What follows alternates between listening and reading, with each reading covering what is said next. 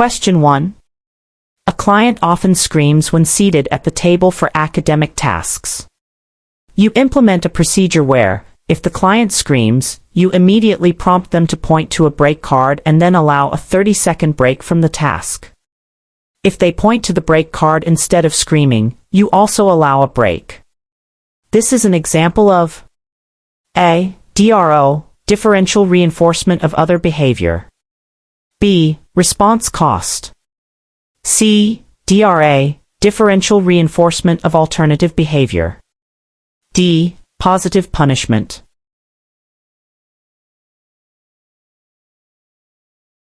Answer: C. DRA, differential reinforcement of alternative behavior. This question describes a differential reinforcement procedure. The key is that you are reinforcing a specific alternative behavior, pointing to the break card, that serves the same likely function, escape from the task, as the problem behavior, screaming, while withholding reinforcement, escape, for the screaming. DRO would reinforce the absence of screaming for a period. Response cost is removing a reinforcer. Positive punishment is adding something aversive or requiring effortful behavior.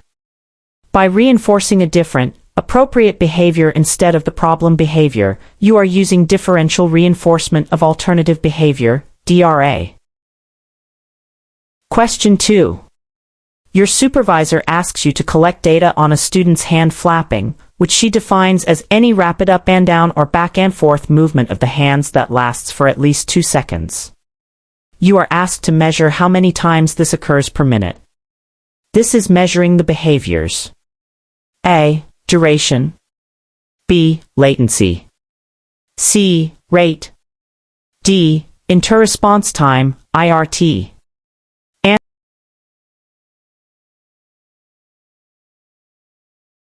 Answer: C. Rate. This question asks about a specific measure derived from frequency. Rate is a measure of the number of responses occurring per unit of time. The question asks how many times per minute. Frequency is just the count, but when you divide the count by the time period, you get the rate, example 5 flaps per minute. Duration is how long each flap lasts. Latency is the time until it starts after a cue.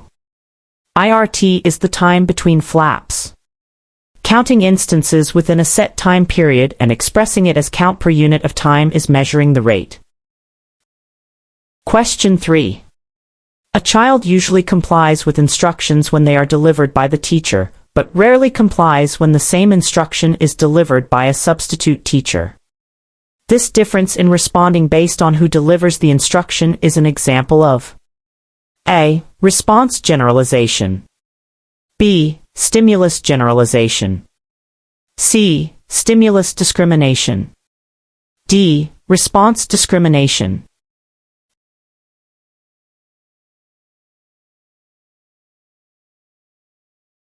Answer: C. Stimulus discrimination.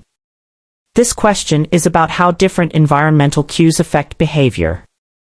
Stimulus discrimination occurs when a behavior is reinforced in the presence of one stimulus, the regular teacher, acting as an SD, but not in the presence of another, similar stimulus, the substitute teacher, acting as an S-delta for compliance.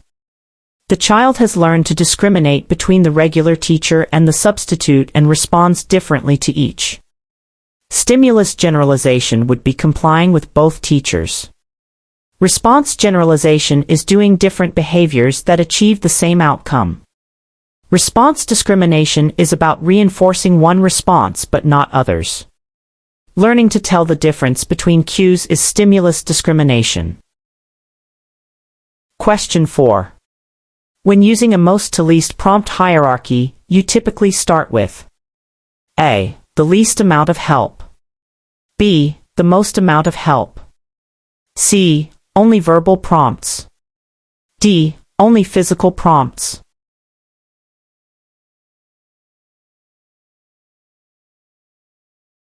Answer: B. The most amount of help. This question asks about the starting point of a specific prompt hierarchy. A most to least prompt hierarchy means you begin teaching a skill by providing the prompt that gives the most amount of assistance, like a full physical prompt, to ensure the learner performs the behavior correctly. As the learner gains independence, you gradually fade to less intrusive prompts. A least to most hierarchy starts with the least help. The most in most to least tells you to start with maximum assistance. Question 5. You are assisting a BCBA with a functional analysis. In the tangible condition, the client has access to preferred toys removed. If the client engages in aggression, the therapist immediately provides access to the preferred toy for a brief period. This condition is designed to test for which function? A. Attention. B. Escape. C. Access to tangibles. D. Automatic reinforcement.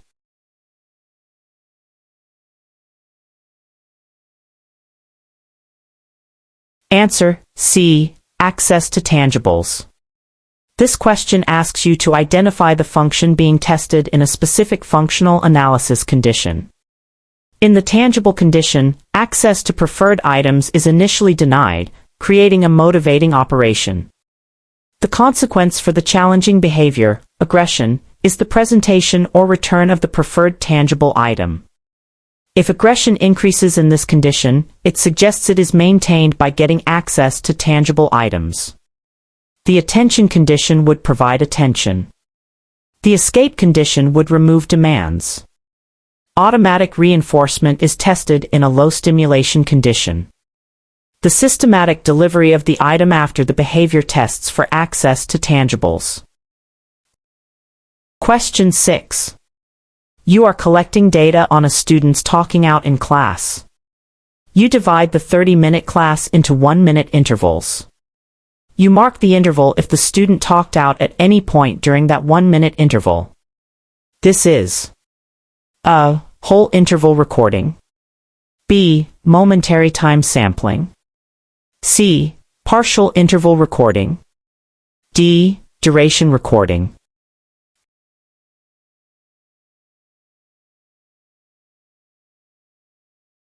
Answer: C. Partial interval recording. This question describes a specific discontinuous measurement method. In partial interval recording, you divide the observation period into intervals and record if the behavior occurred at any point during that interval, no matter how brief. This method often overestimates the duration or frequency of the behavior. Whole interval requires it to occur throughout the entire interval. Momentary time sampling checks only at the end of the interval. Duration records the length. The at any point clue indicates partial interval recording. Question 7. A client engages in throwing items, which is attention maintained. To implement extinction for this behavior, you should A. Immediately provide a preferred tangible item after throwing. B. Physically prevent the client from throwing items. C. Consistently withhold all forms of attention, verbal, visual, physical, when throwing occurs. D. Remove the client from the activity briefly after throwing.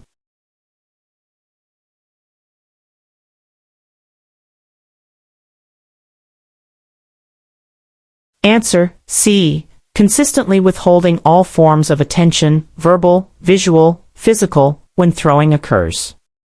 This question asks how to implement extinction for a behavior maintained by attention. Extinction involves withholding the specific reinforcer that is maintaining the behavior. If throwing gets attention, then to put it on extinction, you must systematically stop providing attention whenever the client throws items.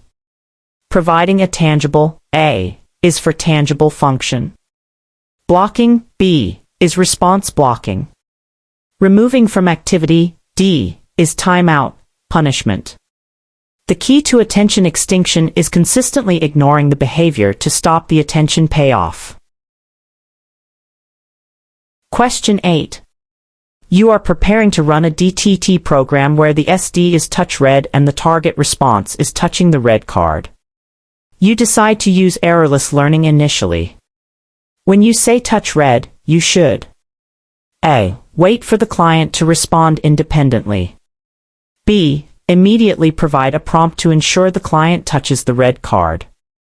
C. Only reinforce if the client touches the red card without a prompt. D. Present the SD multiple times before the client responds.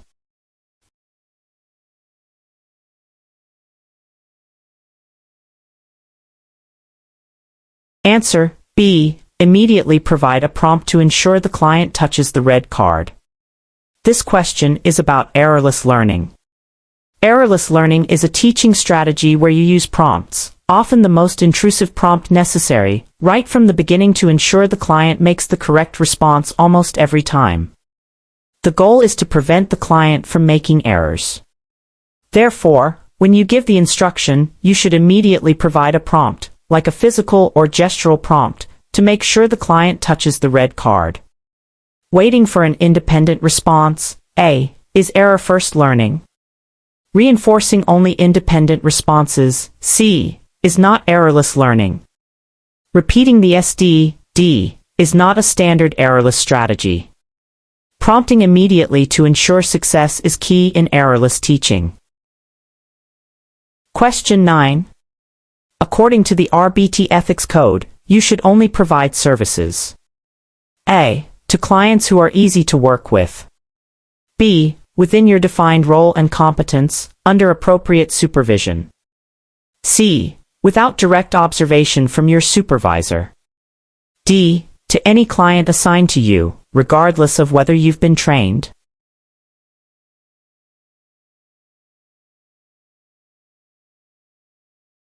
Answer B. Within your defined role and competence, under appropriate supervision. This question is about the RBT's scope of practice. As an RBT, you are a paraprofessional who implements services under the direct supervision of a BCBA. You must only perform tasks and work with clients within your scope of training and competence. You must also work under appropriate supervision, which includes direct observation. C is incorrect. You cannot selectively choose clients based on ease, A, and you cannot work with clients or procedures you haven't been trained on, D. Always stay within your training and under supervision. Question 10. A client has a skill acquisition goal to respond to 10 different WH questions. Example, what is your name? Where is the dog? Responding to these questions is what type of verbal behavior? A. Manned. B. Tact. C. Echoic. D. Intraverbal.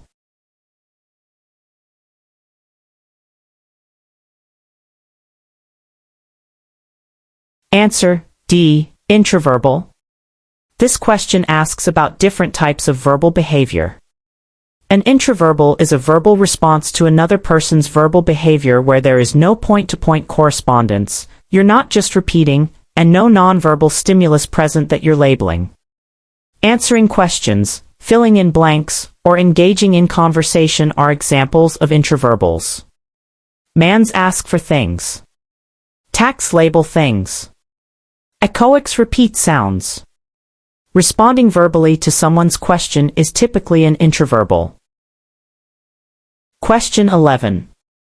You are collecting data on a child's hitting behavior using momentary time sampling with 2-minute intervals. If the child hits at the 1-minute mark within an interval, but is calm at the 2-minute mark when your timer beeps, how do you record it? A. Mark the interval as containing hitting. B. Do not mark the interval as containing hitting. C. Record the duration of the hitting. D. Record the frequency of the hitting.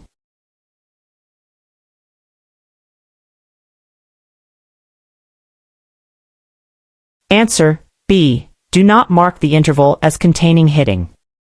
This question tests your understanding of momentary time sampling. In momentary time sampling, you only record the behavior if it is occurring at the precise moment the interval ends. If the behavior happened earlier in the interval but was not happening when the timer beeped, you do not mark that interval. Partial interval would mark it, A. Duration, C, and frequency, D, are continuous measurements, not time sampling. Checking only at the moment the interval ends is the key to momentary time sampling. Question 12. Which dimension of behavior refers to the force or intensity of a behavior? A. Frequency. B. Duration. C. Magnitude or intensity. D. Latency.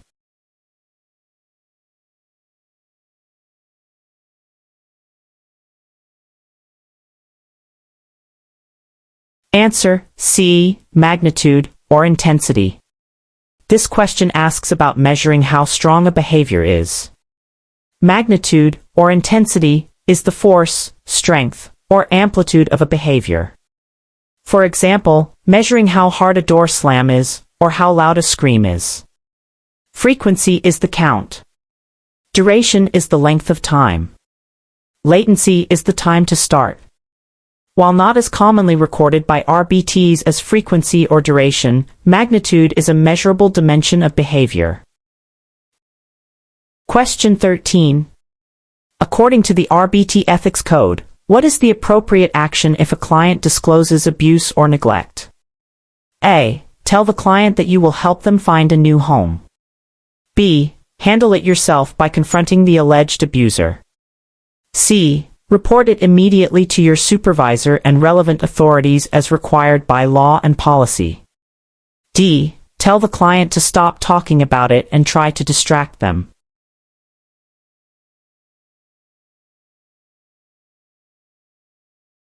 Answer: C. Report it immediately to your supervisor and relevant authorities as required by law and policy. This question is about mandatory reporting, a critical ethical and legal responsibility. Behavior professionals, including RBTs, are often mandated reporters. If a client discloses abuse or neglect, you must take it seriously and report it according to the law and your agency's policies. This always involves informing your supervisor and often requires contacting Child Protective Services or other relevant authorities. You cannot promise things outside your role. A. Confront the abuser. B. Or ignore/silence the client. D. Your duty is to report through the proper channels to ensure the client's safety. Question 14. You are teaching a client to say cat when they see a picture of a cat. You show the picture and immediately say cat, and the client repeats cat. You are using which type of prompt? A. Verbal. B. Gestural. C. Model. D. Physical.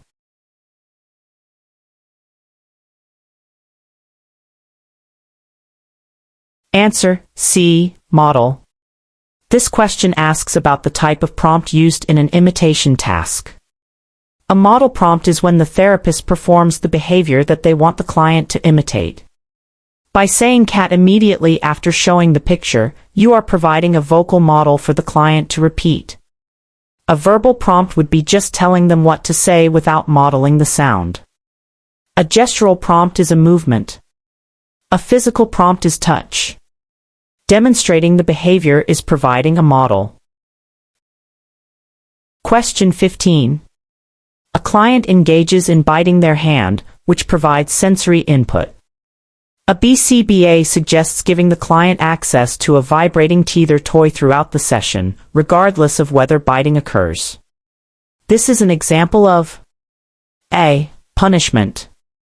B. Extinction. C. Non-contingent reinforcement, NCR. D. Differential reinforcement of alternative behavior, DRA.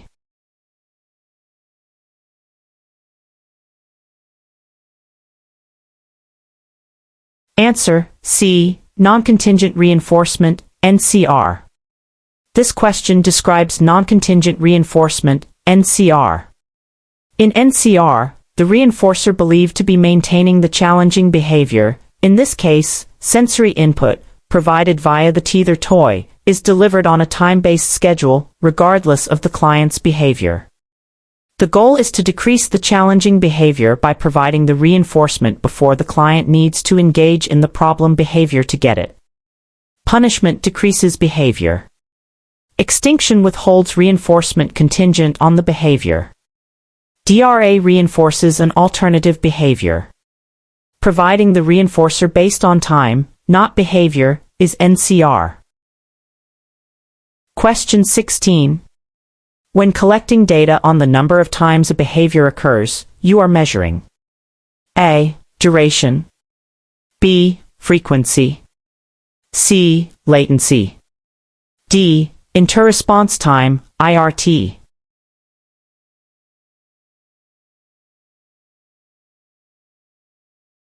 Answer, B. Frequency. This question asks about the measurement of counting instances of a behavior. Frequency, or count, is simply how many times a behavior occurs. Duration is how long it lasts. Latency is the time until it starts. IRT is the time between instances. Counting the number of times you see the behavior is frequency measurement. Question 17. You are teaching a client to identify a red ball among other toys. When you say touch red ball, and the client touches the red ball, you provide reinforcement. When you say touch red ball and they touch a blue ball, you do not provide reinforcement. This is an example of A. Generalization training, B. Discrimination training, C. Shaping, D. Prompt fading.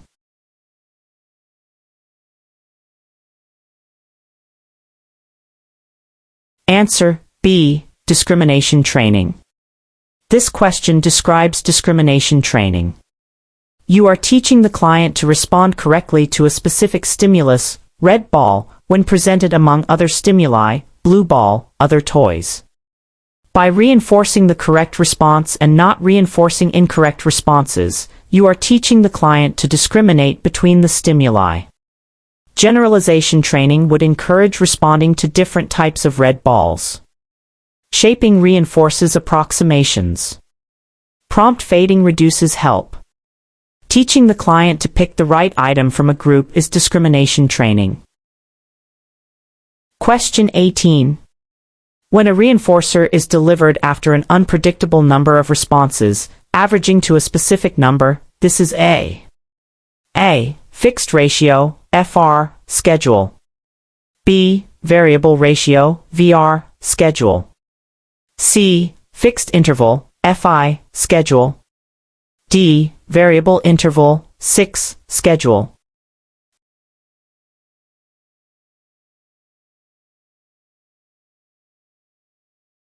Answer, B. Variable ratio, VR, schedule. This question asks about a specific reinforcement schedule based on the number of responses that is unpredictable. A variable ratio, VR, schedule delivers reinforcement after a varying, unpredictable number of responses, but that number averages out to a specific value. Example VR10 means reinforcement is delivered on average after every 10 responses. Fixed ratio, FR, uses a fixed number. Fixed interval, FI, and variable interval, 6, are based on time. The combination of a variable number of responses is the key for VR. These schedules produce high, steady rates of behavior, like playing a slot machine. Question 19. According to the RBT ethics code, you should only implement procedures A. that you think will work, B. that are outlined in the client's behavior plan and you have been trained to implement, C. that involve reinforcement, not punishment, D. that the client's parent requests, even if not in the plan.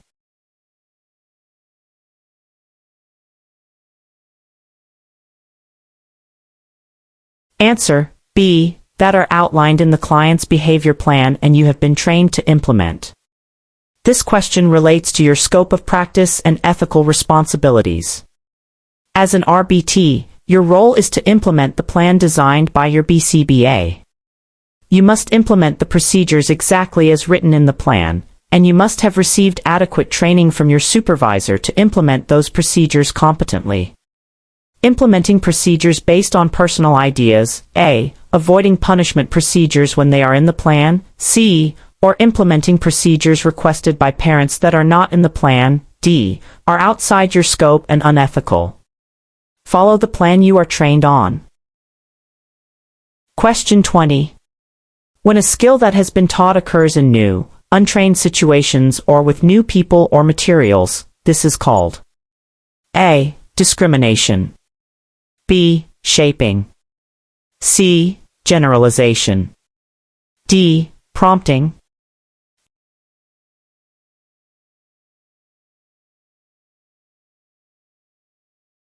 Answer C. Generalization. This question describes generalization. Generalization is when a behavior that was learned in one specific situation or with specific stimuli occurs in different, untrained situations, with different people, or with different materials. For example, if a child learns to say ball with a specific toy ball and then says ball when they see other types of balls or pictures of balls, that's generalization. Discrimination is responding differently to different stimuli. Shaping teaches new behaviors. Prompting provides help. When learning spreads beyond the original training conditions, it's generalization. Question 21. A client is working on a task. Your timer is set for 5 minutes. If the client is engaging in the target behavior when the 5-minute interval ends, you record it. If not, you don't. This measurement method is A. Partial interval recording, B. Whole interval recording, C. Momentary time sampling, D. Duration recording.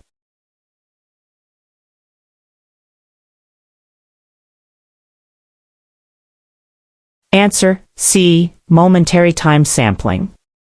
This question describes momentary time sampling. In this discontinuous measurement method, you divide the observation time into intervals and record whether the behavior is occurring only at the precise moment the interval ends, example when a timer beeps.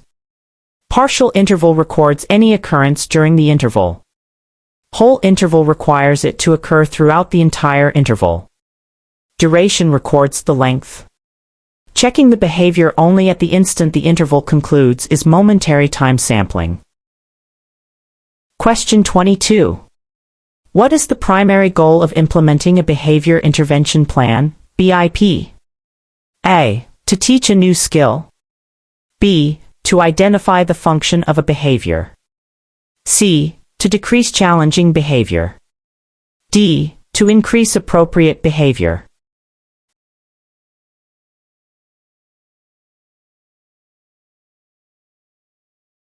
Answer C. To decrease challenging behavior. This question asks about the main purpose of a BIP.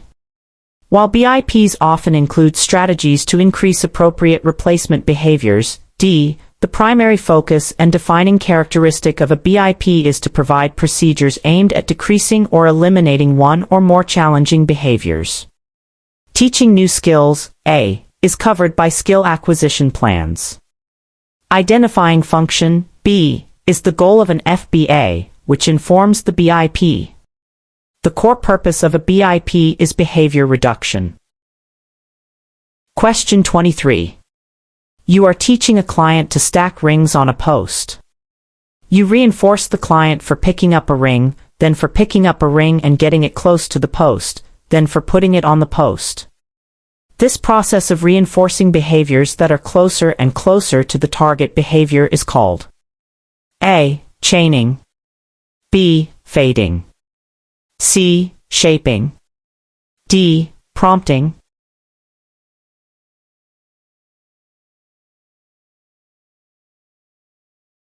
Answer C. Shaping. This question describes shaping. Shaping is a teaching procedure used to develop a new behavior that the client doesn't currently perform. You reinforce successive approximations, behaviors that are gradually closer and closer to the desired target behavior. Chaining teaches multi-step skills by linking existing behaviors. Fading is gradually reducing prompts. Prompting is providing help. When you reward steps that get closer to the final behavior, you're shaping. Question 24. According to the RBT Ethics Code, you should only accept gifts from clients or their families that are A. Of significant monetary value, as a thank you. B. Small and infrequent, and do not constitute a conflict of interest. C. Anything they offer, as refusing might offend them. D. Never, under any circumstances.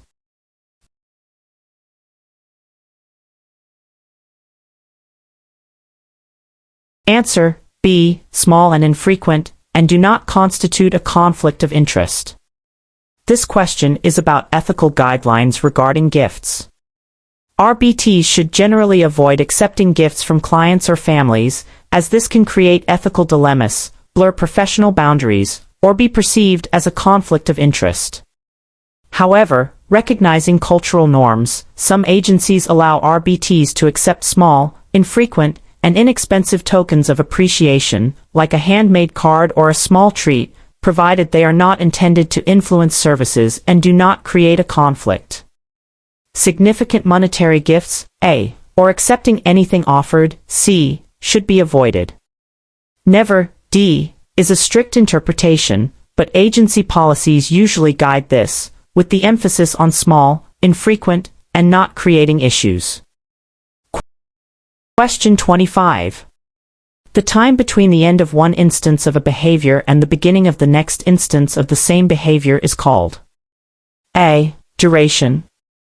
B. Latency. C. Frequency. D. Interresponse time, IRT.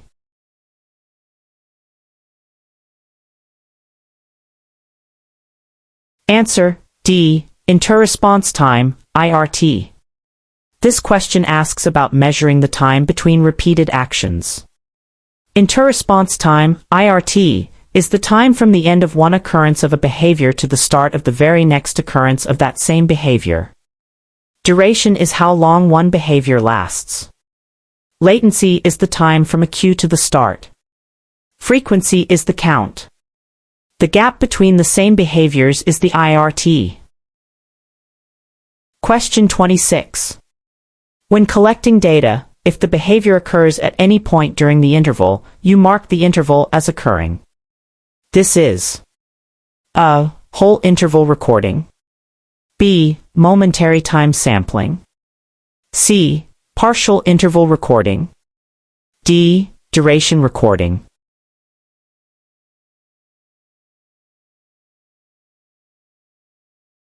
Answer: C. Partial interval recording. This question retests partial interval recording. In partial interval recording, you divide the observation time into intervals and mark the interval if the behavior happened for any part of the interval, no matter how briefly. Whole interval requires it throughout. Momentary time sampling checks only at the end.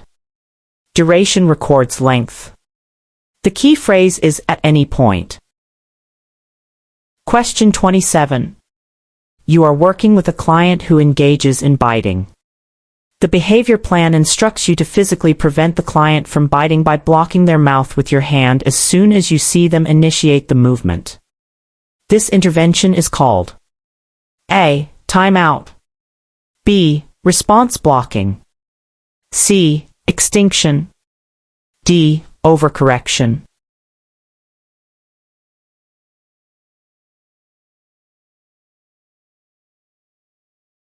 Answer: B. Response blocking. This question describes response blocking. Response blocking is a procedure where the therapist physically intervenes to prevent the client from completing a problem behavior. In this case, you are physically stopping the biting action. Timeout removes access to reinforcement. Extinction withholds the maintaining reinforcer. Overcorrection requires the individual to perform effortful tasks. Physically preventing the behavior is response blocking. Question 28. A client is learning to follow complex instructions. You are using a visual schedule that shows the steps involved in completing a task. The visual schedule itself acts as A. Reinforcer. B. Consequence. C. Antecedent stimulus. D. Prompt.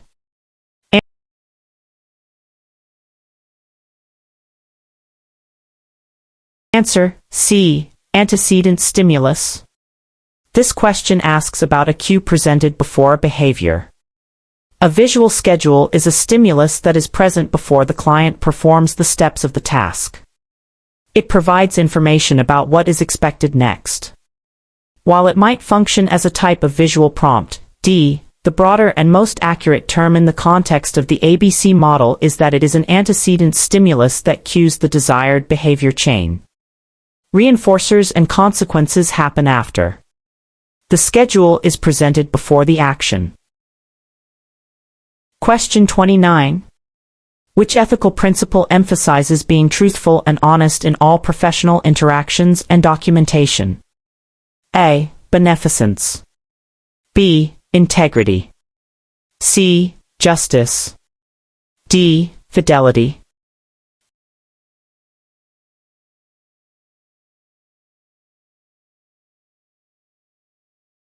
Answer B. Integrity. This question asks about the ethical principle related to honesty. Integrity as an ethical principle means being truthful, honest, accurate, and fair in your professional conduct and communications. This includes accurately collecting and reporting data, being honest with clients and supervisors, and avoiding misrepresentation. Beneficence is doing good. Justice is fairness. Fidelity is trustworthiness and boundaries. Being honest and accurate is practicing with integrity. Question 30. Your supervisor tells you to implement a DRL procedure for talking out in class. This means you should reinforce the student if A. They don't talk out at all for a specific interval. B. They talk out fewer times than they did before. C. They engage in talking appropriately instead of talking out. D. They talk out and immediately apologize.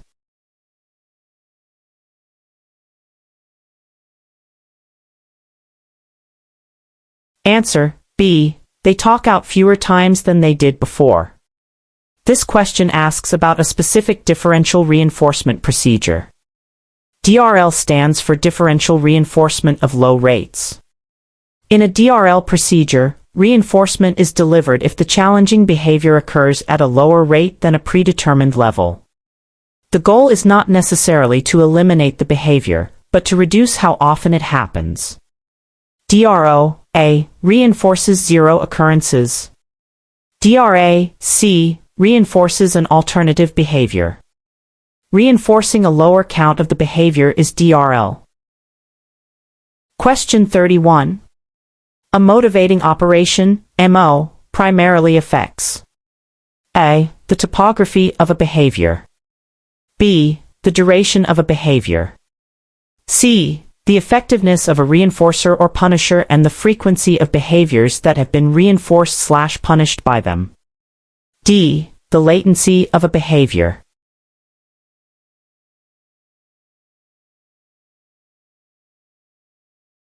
Answer C. The effectiveness of a reinforcer or punisher and the frequency of behaviors that have been reinforced/punished by them. This question asks about the function of a motivating operation, MO. A motivating operation changes the value of a stimulus as a reinforcer or punisher, how much you want or don't want it, and influences the current frequency of behaviors that have been reinforced or punished by that stimulus in the past. MOs happen before the behavior. Topography, A, duration, B, and latency, D, are dimensions of the behavior itself, not what the MO primarily impacts, although an MO can indirectly affect these by making the behavior more or less likely. The core impact of an MO is on value and behavior likelihood related to consequences. Question 32. You are working with a client who engages in self-injurious behavior, SIB, which is automatically reinforced by sensation. A BCBA recommends an intervention where you provide the client with chewy tubes and vibrating toys frequently throughout the day, even when SIB is not occurring. This is likely an example of A. Positive punishment. B. Extinction. C. Non-contingent reinforcement, NCR. D. Response cost.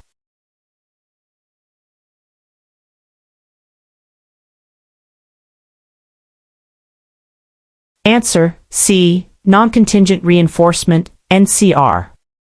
This question describes non-contingent reinforcement, NCR. The client's SIB is maintained by automatic sensory reinforcement. The intervention involves providing alternative sources of similar sensory reinforcement, chewy tubes, vibrating toys, on a schedule that is not contingent on the SIB occurring. By providing the reinforcer freely, you reduce the motivation for the client to engage in SIB to get that sensation. Punishment decreases behavior. Extinction withholds reinforcement contingent on the behavior. Response cost removes a reinforcer. Providing reinforcement on a time-based schedule, independent of the problem behavior, is NCR. Question 33. According to the RBT Ethics Code, what is the appropriate response if a client's parent asks you to implement a behavior strategy you have not been trained on and that is not in the behavior plan? A. Agree to try it, as the parent knows the client best. B. Tell the parent you cannot implement anything not in the plan or that you are not trained on, and you will discuss it with your supervisor. C. Tell the parent it's a bad idea and refuse. D. Ask the parent to write down the steps and follow their written instructions.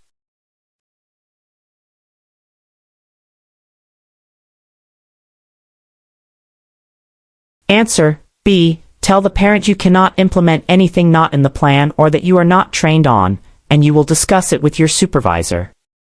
This question tests your understanding of your scope of practice and the importance of following the plan under supervision. As an RBT, you must only implement procedures that are in the client's plan and for which you have been trained and are competent. You cannot implement unapproved procedures or those you are not trained on, regardless of who requests them.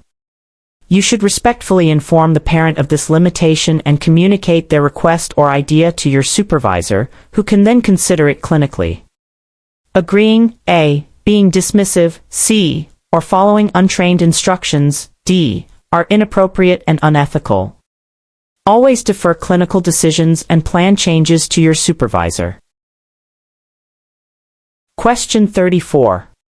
When a previously neutral stimulus is paired with an unconditioned stimulus, and the neutral stimulus begins to elicit a response similar to the unconditioned response, this is the process of A. Operant conditioning. B. Shaping. C. Respondent conditioning. D. Discrimination.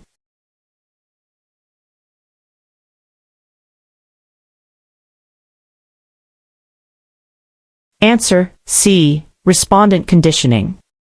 This question describes respondent conditioning, also known as classical or Pavlovian conditioning. It involves learning through association. A neutral stimulus, like a bell, is paired with an unconditioned stimulus, like food, that naturally causes a reflexive response, like salivation. After repeated pairing, the neutral stimulus becomes a conditioned stimulus that can also elicit a similar response, now called a conditioned response. Operant conditioning is learning through consequences. Shaping teaches new behaviors. Discrimination is responding differently to different stimuli. The pairing of stimuli to create learned reflexes is respondent conditioning. Question 35. You are teaching a client to identify different animals using picture cards. You show a picture of a dog and say dog. You immediately reinforce the client for saying dog. In this trial, the picture of the dog functions as A. Prompt. B. Reinforcer. C. S delta. D. Discriminative stimulus, SD.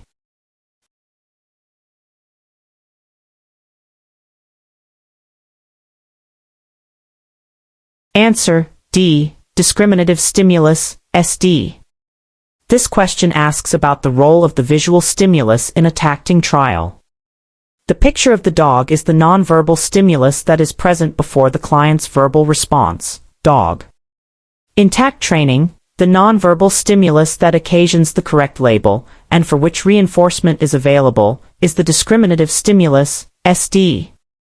The spoken word dog that you might provide initially could be a prompt, A, but the picture itself is the core SD for the tact.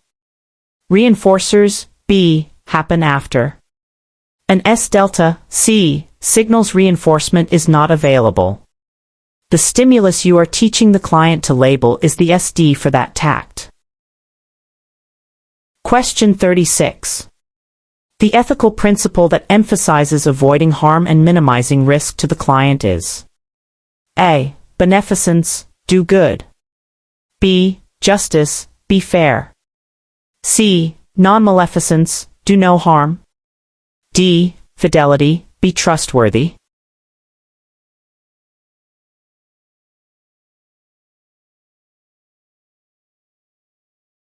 Answer, C. Non-maleficence, do no harm. This question asks about a core ethical principle. Non-maleficence is the principle of avoiding harm to others. In ABA, this means selecting interventions and procedures that are least restrictive and minimize potential risks to the client. While beneficence, doing good, is also crucial, non-maleficence specifically focuses on the responsibility to not cause harm. Justice is fairness. Fidelity is trustworthiness. When considering the safety and potential side effects of interventions, the principle of non-maleficence is paramount. Question 37. You are asked to record data on a student's humming behavior using whole interval recording with 1-minute intervals. The student hums for the first 30 seconds of an interval, stops for 15 seconds, and then hums for the last 15 seconds. How do you record this interval? A. Mark the interval as occurring. B. Do not mark the interval as occurring. C. Record the total duration, 45 seconds. D. Record the frequency, 2 instances.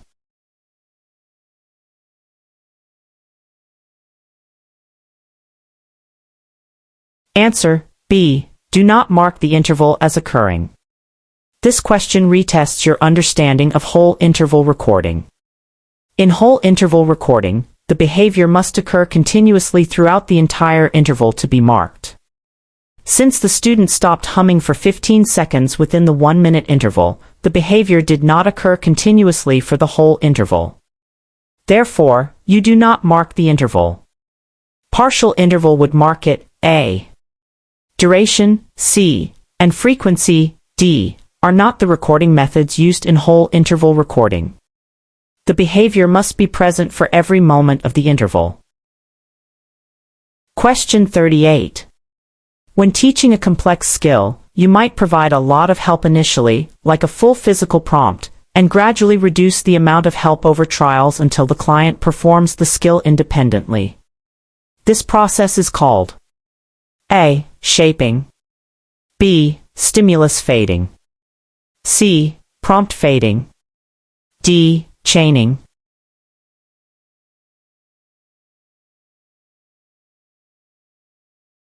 Answer, C. Prompt fading. This question describes prompt fading. Prompts are the extra help you provide during teaching. Prompt fading is the systematic procedure of gradually reducing the level of assistance provided as the learner becomes more independent, eventually eliminating the prompt entirely so the behavior is controlled by the natural stimulus. Shaping teaches new behaviors through approximations. Stimulus fading changes the stimulus itself. Chaining teaches multi-step skills. Systematically making the help less noticeable is prompt fading. Question 39. A potential challenge when using extinction for a behavior that has been intermittently reinforced is that A. The behavior may immediately stop. B. The extinction burst may be less intense. C. The behavior may be more resistant to extinction. D. It is easier to implement extinction.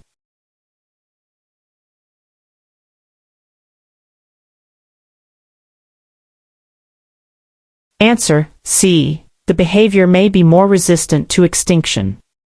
This question addresses a characteristic effect of intermittent reinforcement. Behaviors that have been reinforced on intermittent schedules, like VR or 6, where reinforcement doesn't happen every time, are generally more resistant to extinction than behaviors that have been continuously reinforced every time. Because the learner is used to the behavior not always getting reinforced, they may continue the behavior longer during extinction before it decreases. The behavior is unlikely to stop immediately. A. The extinction burst might be more intense or longer. B. It is generally harder to implement extinction for intermittently reinforced behavior. D. Intermittent reinforcement makes behaviors harder to get rid of. Question 40. When teaching a client to say cookie after you say, "What do you want?" and the client is not hungry and does not receive a cookie, but receives praise, this is an example of teaching A. Manned. B. Tact.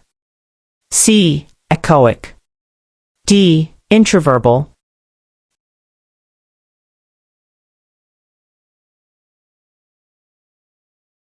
Answer: D. Intraverbal. This question describes teaching an intraverbal. The client's response, cookie, is controlled by another person's verbal behavior, what do you want? There is no nonverbal stimulus, like a picture of a cookie, present that the client is labeling, so not a tact. The client is not asking for the cookie because they are not hungry and they receive praise, not the cookie, so not a manned. They are not repeating what was just said, so not an echoic. Answering a question or completing a phrase based on someone else's words is an intraverbal. Question 41. According to the RBT Ethics Code, you should only collect data as directed by your supervisor. What qualities should your data always possess? A. It should show that the client is making progress. B. It should be easy to collect. C. It should be accurate and objective. D. It should be collected only on challenging behaviors.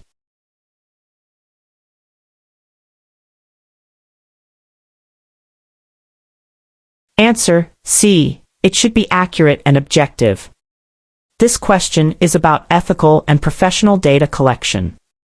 Your data must always be collected and reported accurately and objectively, reflecting what actually happened, not what you hope happened, A, or what is easiest, B. Objective means not influenced by personal feelings or interpretations. You collect data on both challenging behaviors and skill acquisition targets as directed by the plan, D. Accurate, objective data is essential for your supervisor to make informed clinical decisions. Question 42. When using a reinforcer, the timing of its delivery is crucial. Delivering reinforcement immediately after the target behavior is important too. A. Prevent satiation. B. Avoid accidentally reinforcing other behaviors. C. Make the reinforcement more potent. D. Ensure the client likes the reinforcer.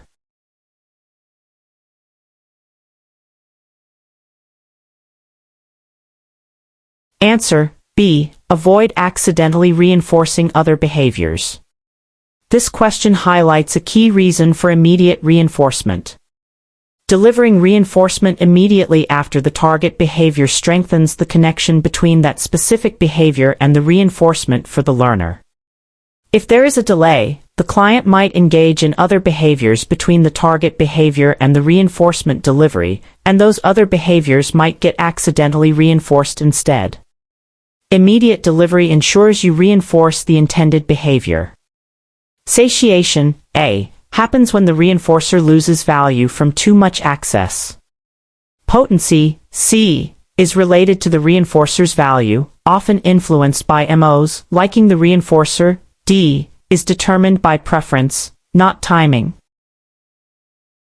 Question 43. You are asked to take data on how many times a student raises their hand. You make a tally mark each time the student raises their hand during the math lesson. This is measuring A. Duration. B. Frequency. C. Latency.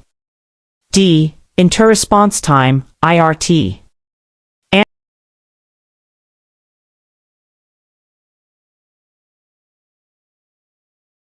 Answer: B. Frequency. This question retests frequency measurement. You are counting how many times the behavior occurs. Making a tally mark for each instance is the definition of measuring frequency. Duration is how long.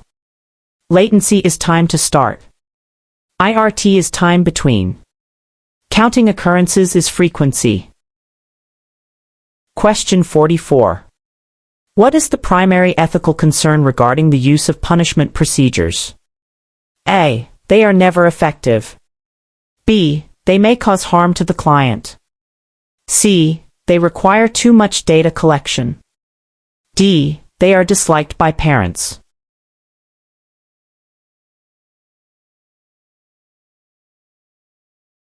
Answer: B. They may cause harm to the client. This question asks about the main ethical consideration with punishment. Punishment procedures are powerful and can have potential risks or side effects, including emotional reactions, aggression, or suppressing desirable behaviors.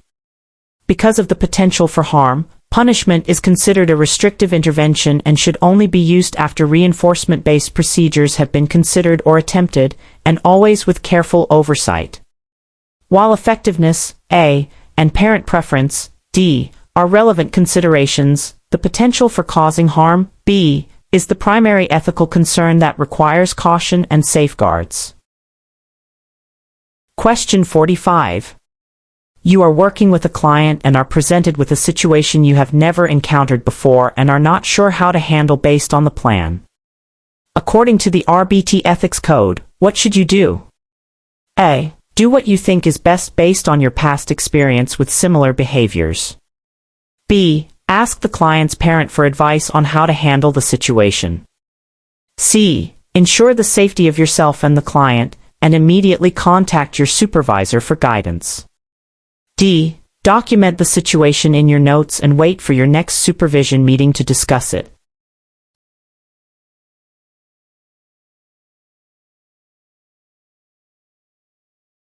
Answer: C. Ensure the safety of yourself and the client, and immediately contact your supervisor for guidance.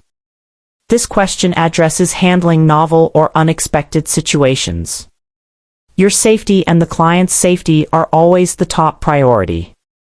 If you are faced with a situation you haven't been trained for or are unsure how to handle based on the plan, you must ensure safety first, then contact your supervisor right away. As an RBT, you are not authorized to make independent clinical decisions in new situations. A. B. Waiting for a scheduled meeting, D, might delay necessary intervention or guidance. Contacting your supervisor immediately is crucial for support and proper decision-making. Question 46. When a motivating operation, MO, makes a reinforcer less effective and makes behaviors that have earned that reinforcer less likely, it is called A.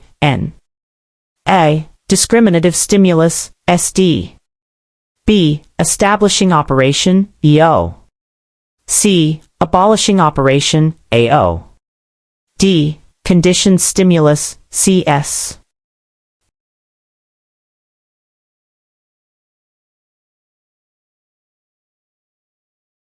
Answer: C. Abolishing operation, AO.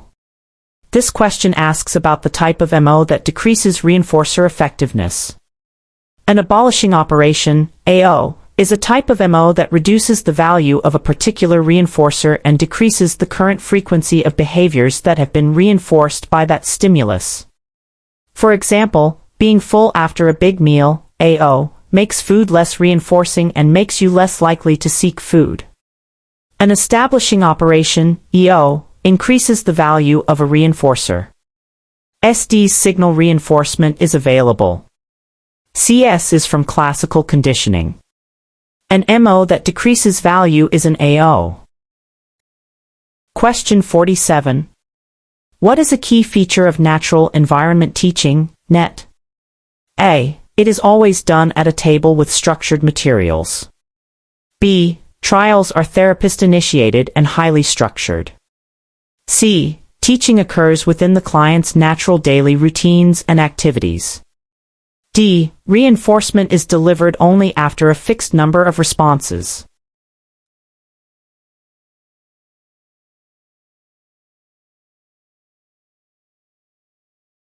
Answer: C. Teaching occurs within the client's natural daily routines and activities. This question asks about a characteristic of NET. Natural environment teaching, NET, involves teaching skills and reinforcing behaviors within the natural context of the client's everyday environment and activities, following their lead and interests. This contrasts with discrete trial training, DTT, which is typically more structured and therapist-led, A.B. While various reinforcement schedules can be used in NET, it doesn't necessarily use only fixed ratio, D. Teaching functionally within the client's typical day is the hallmark of NET. Question 48.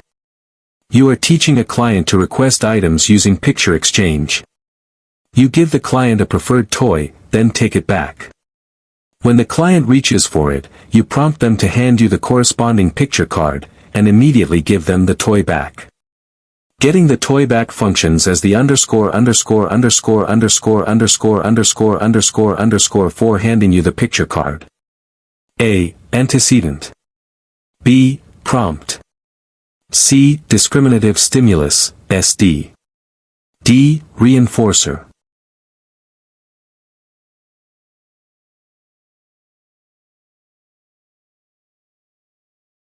Answer: D. Reinforcer. This question asks about the consequence that increases the picture exchange behavior. In this scenario, the behavior is handing you the picture card. What happens immediately after this behavior is that the client gets the preferred toy back. Because receiving the toy makes the behavior of handing you the card more likely in the future, it's something they want, the toy is functioning as a reinforcer. The prompt, B, happens before or during. The SD, C, might be the therapist present or the desired item being visible. The antecedent, A, is what happens before the behavior you are reinforcing. Getting something good after the behavior makes it a reinforcer. Question 49. Which of the following is not a primary component of a well-written behavior intervention plan, BIP? A. Operational definition of the target behavior. B. Hypothesis about the function of the target behavior. C. Procedures for implementing reinforcement. D. Detailed medical history of the client.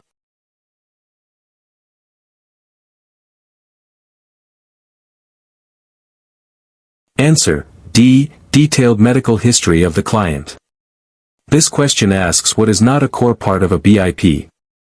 A comprehensive BIP typically includes a clear operational definition of the challenging behavior, A, the hypothesized functions of that behavior based on assessment, B, and detailed strategies, including reinforcement procedures, C, and sometimes punishment procedures, for addressing the behavior.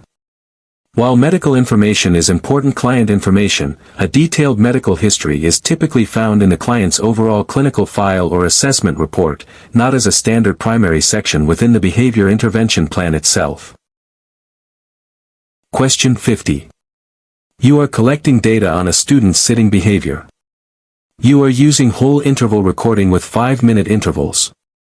If the student is out of their seat for 10 seconds within a 5-minute interval but sitting for the rest of the time, how do you record this interval? A. Mark the interval as occurring, sitting. B. Do not mark the interval as occurring, sitting. C. Record the duration they were sitting. D. Record the frequency they were out of their seat.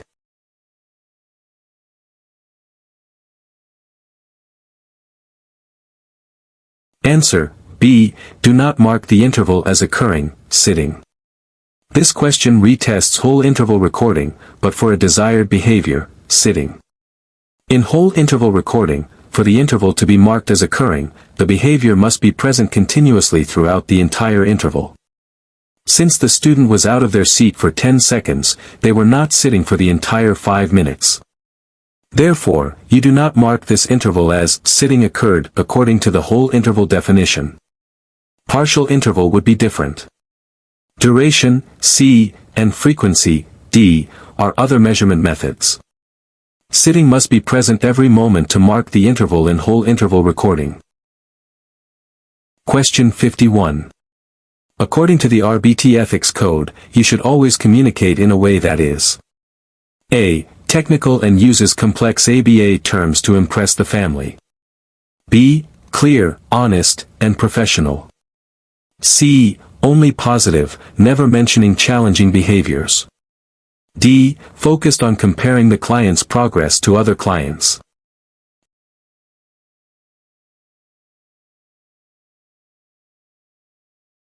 Answer: B. Clear, honest, and professional. This question is about ethical communication. As an RBT, all your professional communication, whether with clients, families, or supervisors, should be clear, easy to understand, honest, and maintain a professional tone and boundaries. Using overly technical jargon, A, makes it difficult for families to understand. Only reporting positive information, C, is dishonest and prevents effective decision-making. Comparing clients, D, violates confidentiality and is unprofessional. Communicate clearly, honestly, and professionally. Question 52. Which type of reinforcement schedule produces a steady, moderate rate of responding with minimal pausing? A. Fixed ratio, FR. B. Variable ratio, VR. C. Fixed interval, Phi. D. Variable interval, 6.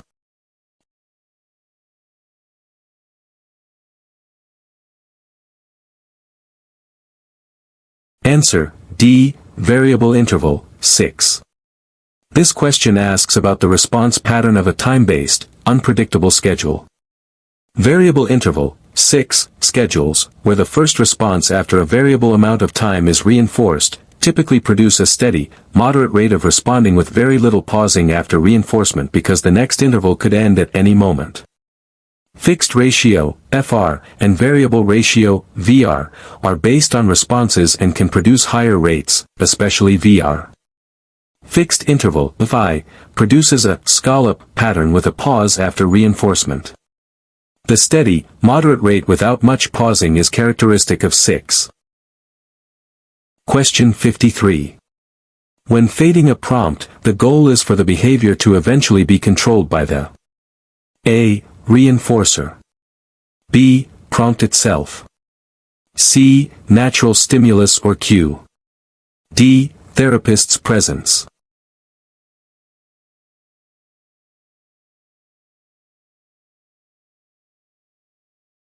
Answer: C. Natural stimulus or cue. This question is about the ultimate goal of prompt fading. Prompts are temporary supports. The purpose of fading prompts is to transfer control of the behavior from the prompt to the stimulus that should naturally occasion the behavior, the discriminative stimulus, SD, in the client's environment, like an instruction, a question, or seeing a specific item. You want the client to perform the behavior when the natural cue is present, not rely on your help. Reinforcers, A, happen after. Prompt dependency, B, is what you want to avoid. Therapist presence, D, might be part of the SD, but the goal is the specific natural cue. Question 54. A stimulus that signals that reinforcement is not available for a specific behavior is called a N. A. Discriminative stimulus, SD. B. Motivating operation, MO. C. Conditioned punisher, CP. D. S delta, S delta.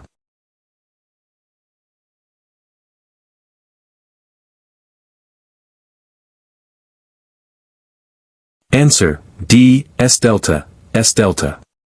This question asks about a stimulus that signals the absence of reinforcement.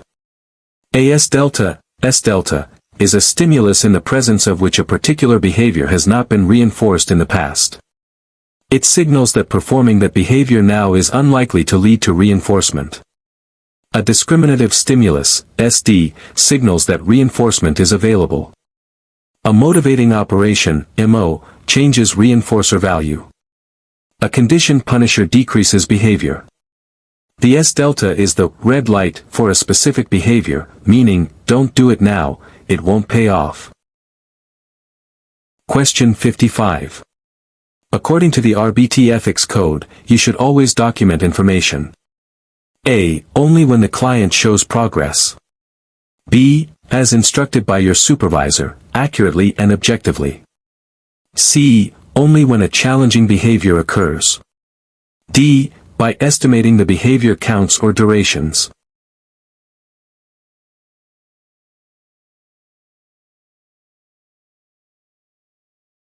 Answer: B. As instructed by your supervisor, accurately and objectively. This question is about ethical data collection and documentation. Accurate and objective documentation is a core responsibility. You must document the information specified in a plan and by your supervisor, and it must be recorded accurately, reflecting what actually happened, and objectively, based on observable facts, not opinions or estimates. Documenting only progress, A, or only challenging behaviors, C, provides an incomplete picture. Estimating data, D, is inaccurate and unethical. Always follow instructions and record data honestly and precisely. Question 56.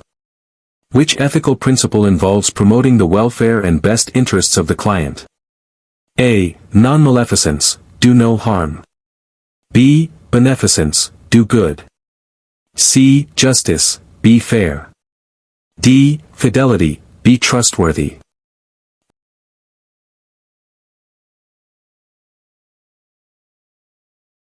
Answer: B. Beneficence, do good. This question asks about the principle of doing good for the client. Beneficence is the ethical principle that means behavior analysts strive to benefit their clients and promote their well-being. This includes using effective, evidence-based interventions to help clients achieve meaningful outcomes. Non-maleficence is avoiding harm. Justice is fairness. Fidelity is trustworthiness. Working to improve the client's life and help them reach their goals is practicing beneficence. Question 57. When collecting data on a behavior using whole interval recording, this method is most likely to overestimate the occurrence of behaviors that are A. High frequency and brief. B. Low frequency and long duration. C. High frequency and long duration. D. Low frequency and brief.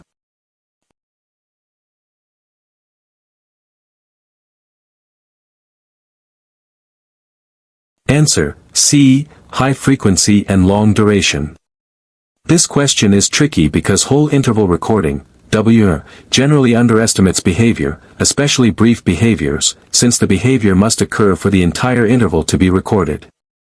However, it can potentially overestimate the proportion of time a behavior occurs if the behavior is very frequent and of long duration, but not perfectly continuous. If a long-duration behavior occurs across many intervals, WIR will mark most of those intervals as occurring, making it seem like the behavior was happening constantly, even if there were brief pauses. This is most likely for behaviors that are both high frequency and long duration, as they are most likely to meet the criteria of occurring throughout many intervals. Partial interval recording is known to overestimate frequency and duration for many behaviors, especially brief ones. Momentary time sampling can either overestimate or underestimate depending on the behavior pattern. But for WR specifically, the potential for overestimation compared to true total duration is highest for behaviors that are almost continuous across many intervals, which tends to be high-frequency, long-duration behaviors. Your supervisor will tell you which method to use based on the behavior they want to measure. Question 58. When using a token economy, the tokens themselves are considered A. Unconditioned reinforcers. B. Primary reinforcers. C. Generalized conditioned reinforcers. D. Unconditioned punishers.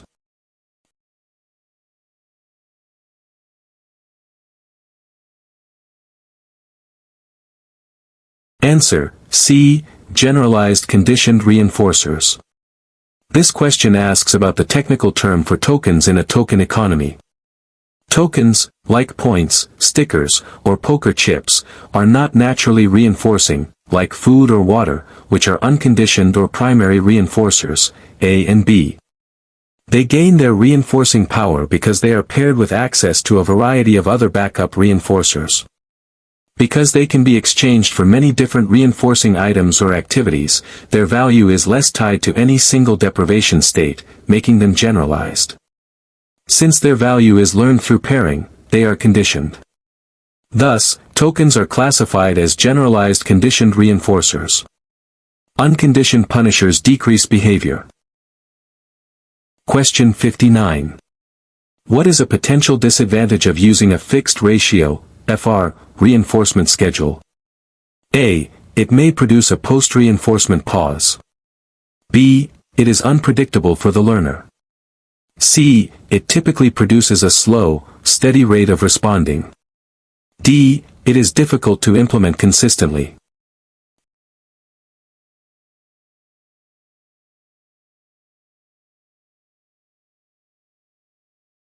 Answer: A. It may produce a post-reinforcement pause.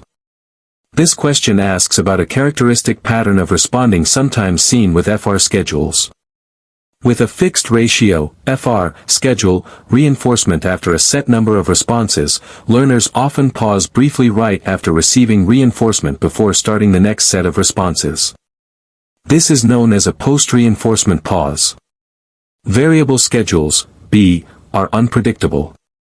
FR schedules typically produce a high rate of responding with a pause, C is incorrect. They are generally easy to implement consistently if the response is discrete, D. The pause after getting the reward is a common pattern with fixed ratio schedules. Question 60. When collecting data, if you are unsure whether a specific instance of behavior meets the operational definition, you should A. Record it anyway to be safe. B. Do not record it. C. Record it and make a note that you were unsure. D. Immediately stop the session and contact your supervisor.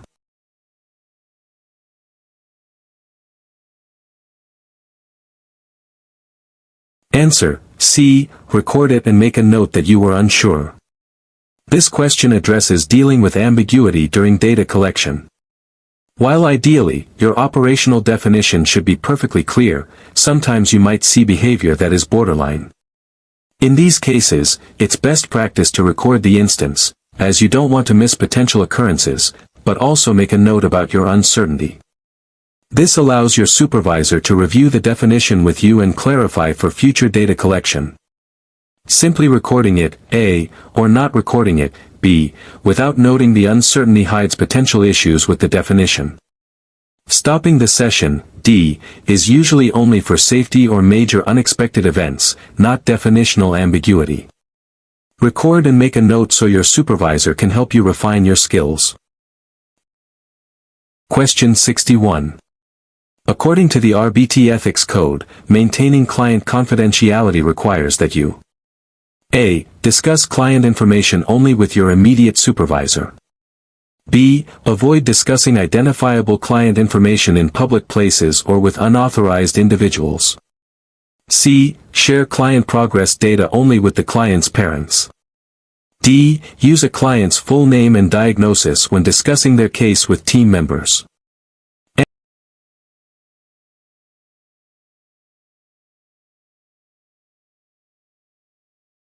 Answer: B. Avoid discussing identifiable client information in public places or with unauthorized individuals. This question is about client confidentiality. Maintaining confidentiality means protecting the client's private information. You should never discuss identifiable client information, using their name, specific details that could identify them, in places where others could overhear, like hallways, restaurants, public transport, or with anyone who is not part of the client's treatment team and authorized to receive the information. You must discuss clients with your supervisor, is too limited. You share information with the treatment team as directed, C might be too limited. Using full names and diagnoses even with the team should be done cautiously and only in secure, appropriate settings, D is potentially risky depending on context. The core is avoiding public or unauthorized disclosure. Question 62. You are teaching a client to initiate greetings. You reinforce them whenever they say hi or hello to a peer. The peers they are greeting change daily. This is an example of promoting. A. Response generalization. B. Stimulus generalization. C. Stimulus discrimination. D. Response discrimination.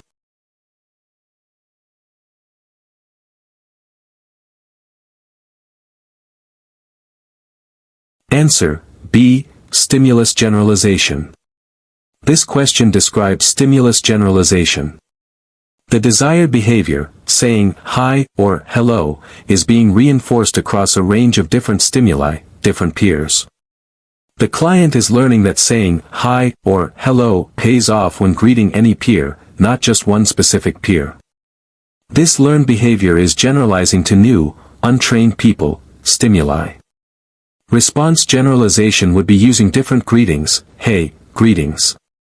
Stimulus discrimination would be greeting one person but not another.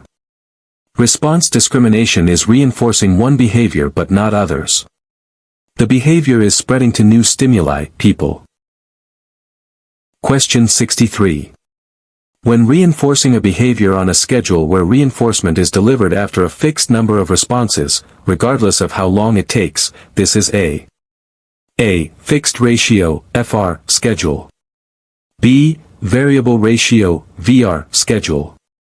C. Fixed interval, phi, schedule. D. Variable interval, 6, schedule.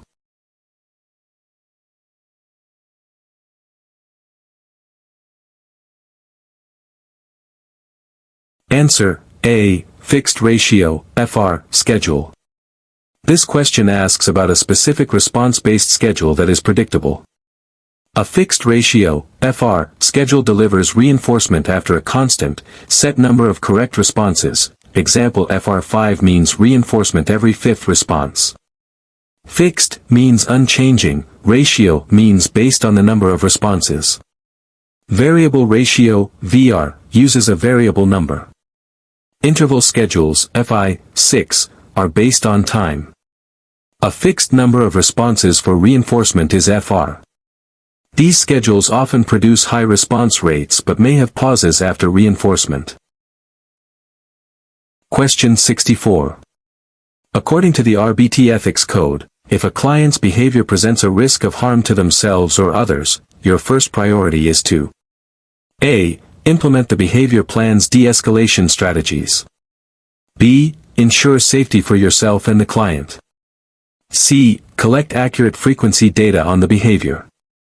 D. Contact the client's parent.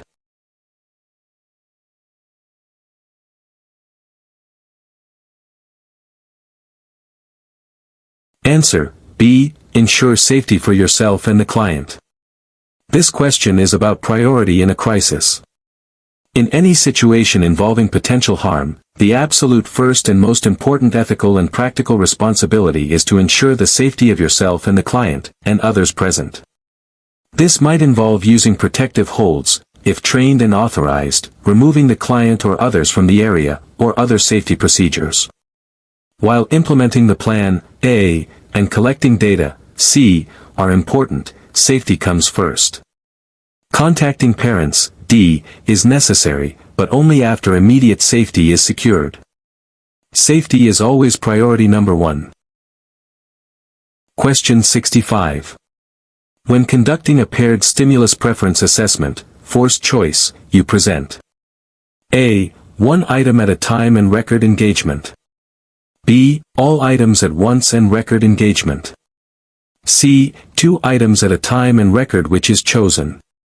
D. 3 or more items at a time, removing the chosen item.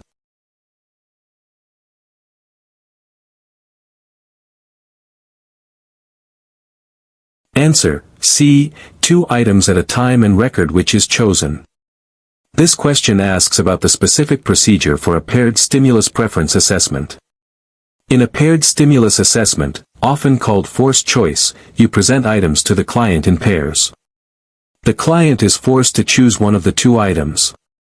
You present every possible pair of items from the set to establish a hierarchy of preferences. Free operant, A and part of B, involves free access. MSWO, D, and MSW present multiple items in a lineup. Presenting items only in sets of 2 is the defining characteristic of a paired stimulus assessment. Question 66. You are working with a client on receptive identification of objects. You say, touch ball, and the client touches the ball. You then say, touch car, and the client touches the car. The stimulus you are presenting verbally, touch ball, touch car, are examples of A. Conditioned reinforcers. B. Unconditioned punishers. C. Motivating operations, MOs. D. Discriminative stimuli, SDs.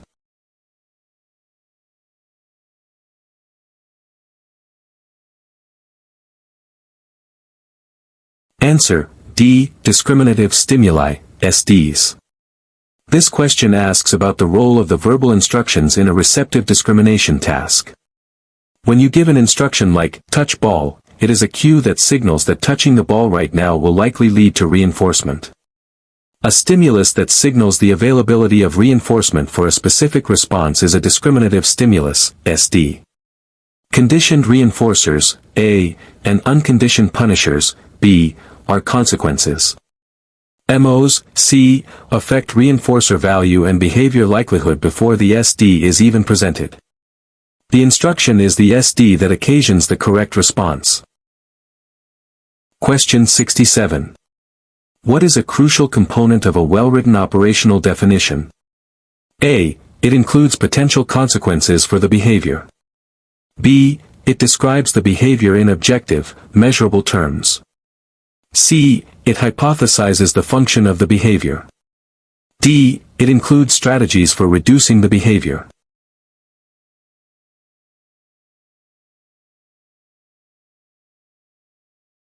Answer, B. It describes the behavior in objective, measurable terms. This question asks about the defining feature of a good operational definition. An operational definition must be written so clearly and specifically that anyone reading it knows exactly what to observe and measure. It describes the behavior in objective, based on facts, not feelings, and measurable terms, outlining exactly what counts as an instance of the behavior.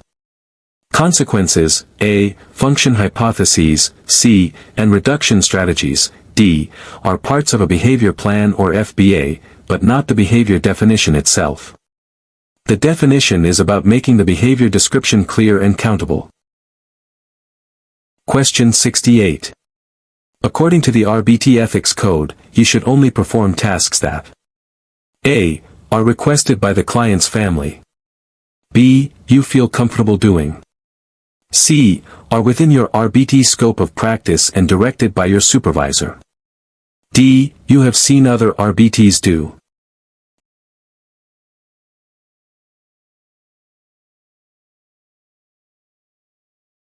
Answer, C, are within your RBT scope of practice and directed by your supervisor. This question reinforces the RBT's role and ethical boundaries. As an RBT, you must operate within your defined scope of practice, which means only performing tasks that are part of the RBT task list and for which you have received training. All of your clinical tasks must be directed and supervised by a qualified BCBA. Performing tasks outside your scope, A, B, D without proper training and supervision, is unethical and potentially harmful. Stick to your role and follow your supervisor's direction. Question 69. When using a variable interval, 6, reinforcement schedule, reinforcement is delivered for the first response after A fixed amount of time has passed. B. A variable amount of time has passed, averaging a specific duration. C. A fixed number of responses has occurred. D. A variable number of responses has occurred, averaging a specific number.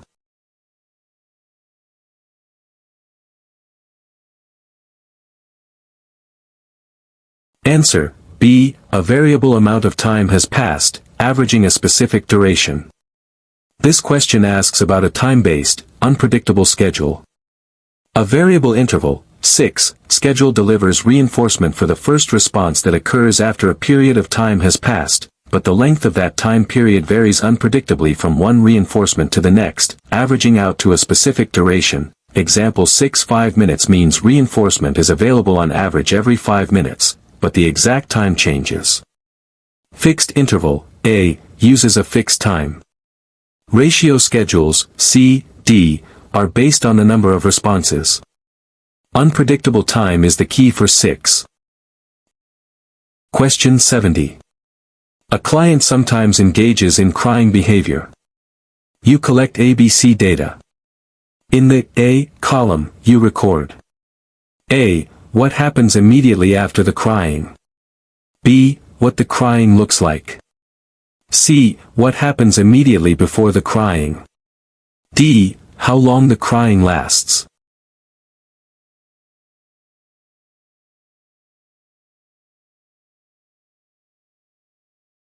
Answer, C. What happens immediately before the crying. This question asks about the first part of the ABC model. A stands for antecedent, which is the event, stimulus, or situation that occurs immediately before the behavior of interest. What happens after is the consequence, A. What the behavior looks like is the behavior definition/topography, B. How long it lasts is duration, D. To understand what might trigger the crying, you look at the antecedent. Question 71. When providing feedback on your performance, your supervisor should A. Only tell you what you are doing wrong. B. Discuss your performance privately and constructively. C. Compare your performance to other RBTs openly. D. Give you feedback only during your formal evaluation.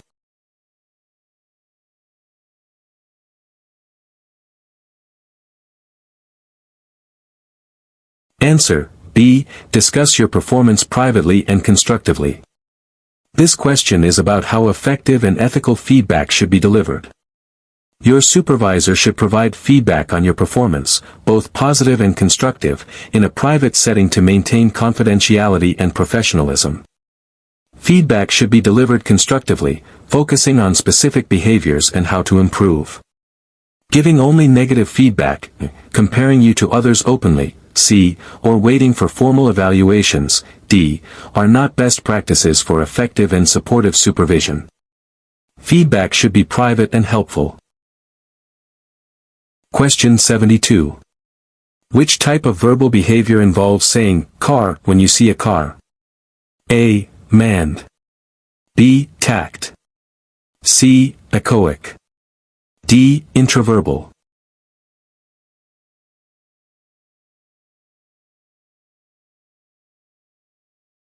Answer, B. Tact. This question retests the definition of a tact. A tact is a verbal response that is controlled by a nonverbal stimulus in the environment, seeing the car, and reinforced by generalized conditioned reinforcement, like praise. You are labeling something you see. Mands ask for things. Echoics repeat sounds heard. Intraverbals are conversational responses. Labeling something you perceive is tacting. Question 73. When collecting data on a behavior, using an operational definition helps to ensure A. The intervention will be successful. B. Data can be collected quickly. C. Everyone collecting data agrees on what the behavior is. D. The behavior will stop.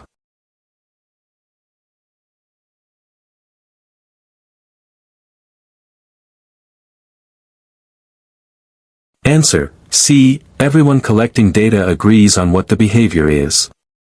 This question reinforces the purpose of an operational definition.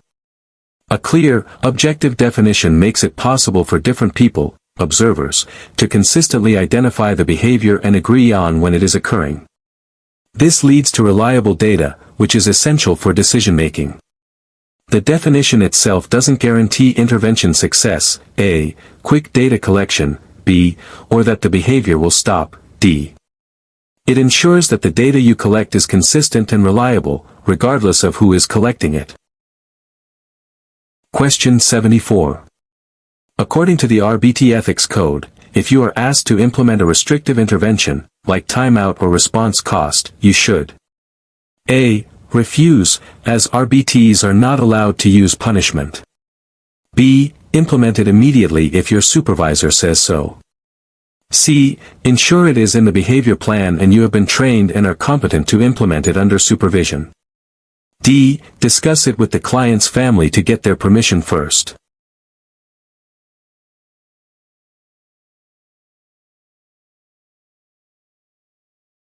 Answer: C. Ensure it is in the behavior plan and you have been trained and are competent to implement it under supervision. This question relates to implementing restrictive procedures. While RBTs primarily use reinforcement, they may be authorized to implement punishment procedures if they are included in the client's written behavior plan and the RBT has received specific training and demonstrated competence to implement them correctly and safely, always under supervision. Refusing, A, is not always appropriate if it's in the plan and you're trained. Implementing without ensuring training/competence/plan inclusion, B, is unethical and potentially harmful. While family permission is important, obtaining it is the BCBA's responsibility, not the RBT's, D. Your responsibility is to implement only what's in the plan and what you are trained for. Question 75. Which type of verbal behavior involves saying, up, when you want to be picked up? A. Tact. B. Echoic. C. Manned. D. Intraverbal.